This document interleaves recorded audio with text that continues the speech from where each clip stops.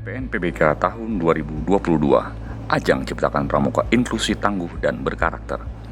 Kementerian Pendidikan, Kebudayaan, Riset dan Teknologi melalui Direktorat Pendidikan Masyarakat dan Pendidikan Khusus PMPPK, Direktorat Jenderal Pendidikan Anak Usia Dini, Pendidikan Dasar dan Pendidikan Menengah berkomitmen menciptakan masyarakat ramah inklusi dan bebas diskriminasi, terutama di kalangan peserta didik berkebutuhan khusus yang mengikuti ekstrakurikuler Praja Muda Karana Pramuka. Komitmen tersebut ditunjukkan dengan menghelat Pertemuan Nasional Pramuka Berkebutuhan Khusus PNPBK tahun 2022 secara hibrida pada tanggal 25 hingga 29 Oktober. Pramuka Berkebutuhan Khusus PBK selalu menantikan kegiatan tingkat nasional yang dilaksanakan setiap tahunnya. Kegiatan pertemuan Pramuka Berkebutuhan Khusus yang menjadi program sinergi Direktorat PMPK dan Kuartir Nasional Gerakan Pramuka sudah melewati perjalanan lebih dari 1 dasawarsa dan mengalami beberapa kali perubahan nama.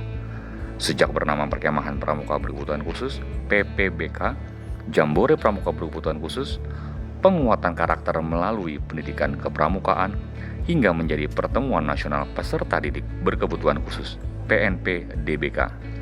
Dimulai sejak tahun 2021 lalu, nama kegiatan berubah menjadi Pertemuan Nasional Pramuka Berkebutuhan Khusus PNPBK. Pada upacara pembukaan yang menandai dimulainya kegiatan PNPBK tanggal 25 Oktober yang lalu, pelaksana tugas Direktur PMPK Aswin Widianto mengungkapkan bahwa kegiatan Pertemuan Nasional Pramuka Berkebutuhan Khusus merupakan agenda kegiatan Direktorat PMPK Kemendikbudristek dalam upaya peningkatan pembangunan sumber daya manusia Indonesia dengan mengedepankan pendidikan karakter sebagai kunci keberhasilannya, terutama dalam hal mewujudkan profil pelajar Pancasila yang tertanam dalam setiap individu peserta didik. Rangkaian kegiatan yang dilaksanakan pada PNPBK tahun 2022 sejalan dengan pesan Presiden Jokowi pada peringatan Hari Pramuka bahwa kita harus memiliki jiwa dan karakter pramuka sejati sebagaimana tertuang dalam Dwi Dharma, Trisatya, dan Dasadharma Pramuka. Jelas Aswin. Mengakhiri penyelenggaraan PNPBK tahun 2022 ditandai dengan upacara penutupan yang dipimpin oleh Ketua Harian Kuartir Daerah Gerakan Pramuka Jawa Barat, Deni Nurdiana Hadimin, yang mewakili Ketua Kuarda Gerakan Pramuka Jawa Barat, Atalia Praratya Ridwan Kamil. Kak Atalia menyampaikan pesan untuk adik-adik peserta PNPBK tahun 2022, yaitu yang pertama, banggalah menjadi anggota pramuka. Kedua, jadilah pribadi yang mandiri. Ketiga, semua memiliki potensi diri yang harus dikembangkan. Dan pesan terakhir, yakni selalu memiliki pikiran yang positif, urai Deni. Adapun pelaksanaan PNPBK tahun 2022 dilaksanakan secara hibrida dengan peserta yang hadir luring adalah siswa sekolah luar biasa SLB, sekolah khusus SKH, Pramuka Berkebutuhan Khusus PBK, jenjang sekolah menengah pertama, merupakan pramuka penegak atau pandega dengan kekhususan disabilitas netra, rungu, daksa, dan grahita atau autis dari 34 provinsi di Indonesia melalui komposisi tiap provinsi, yakni 1 orang peserta putra dan 1 orang peserta putri dengan 2 pembina pendamping. Sementara itu peserta yang hadir secara daring, setiap provinsi diwakilkan masing-masing 15 SLB atau SKH dengan jumlah PBK maksimal 8 orang putra dan 8 orang putri dengan pembina pendamping, dan saat pelaksanaan PNPBK 2022 tercatat di dalam pangkalan data sebanyak 1.115 orang peserta daring. Melalui tema PNPBK tahun 2022 yaitu PBK Indonesia Mandiri dan Kuat, Berkarakter, Unggul, Andal, dan Tangguh, Kemendikbudristek hendak mendorong PBK menjadi pribadi yang lebih mandiri, disiplin, serta berani, tegas menanggung jawab kegiatan PNPBK 2022. Direktorat PMPK Rika Rismayati.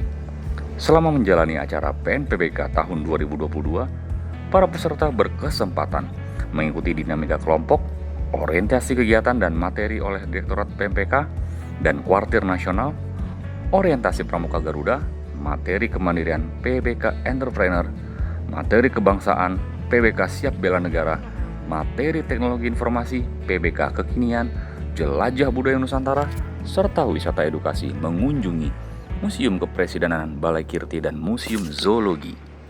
Rika menambahkan di PNPWK tahun ini turut dilibatkan 20 siswa dari sekolah inklusi di Jakarta, Bogor, Depok, Tangerang, dan Bekasi menjadi peserta. Hal tersebut sebagai bentuk kontribusi interaksi positif dalam sistem pendidikan modern yang inklusif, imbuh Rika. Interaksi positif tersebut sebagaimana dituturkan oleh Nur Hayati, siswa kelas 9 SMPN 281 Jakarta, dan Raditya Putra Mesako, siswa kelas 9 SMPN 2 Kota Bekasi. Kami senang dapat belajar hal baru, contohnya bahasa isyarat dengan teman penyandang disabilitas tuli atau tunarungu, kata Nur Hayati. Acara PNPBK tahun 2022 keren, seru, semangat, sambung Raditya. Keseruan mengikuti PNPBK tahun 2022 juga disampaikan oleh peserta penyandang disabilitas rungu, siswa kelas 9 SLB Negeri Mimika Papua, Stephen Danduru. Saya senang bersama teman-teman mengunjungi Museum Kepresidenan, tutur Stephen yang disampaikan lewat pembina pendampingnya. Selanjutnya, peserta penyandang disabilitas netra, siswa kelas 9 SLB A3 Martapura Kalimantan Selatan, Nurul Fatima Asmindayanti, menyampaikan semangat untuk semua teman-teman PBK di seluruh Indonesia. Tetap semangat, pantang menyerah, yakinlah kita bisa meraih mimpi walaupun kita mempunyai keterbatasan. Tegas Fatimah yang bercita-cita menjadi guru.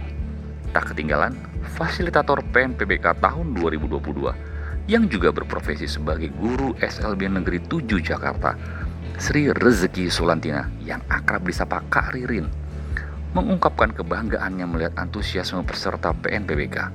Semua peserta keren dan spektakuler.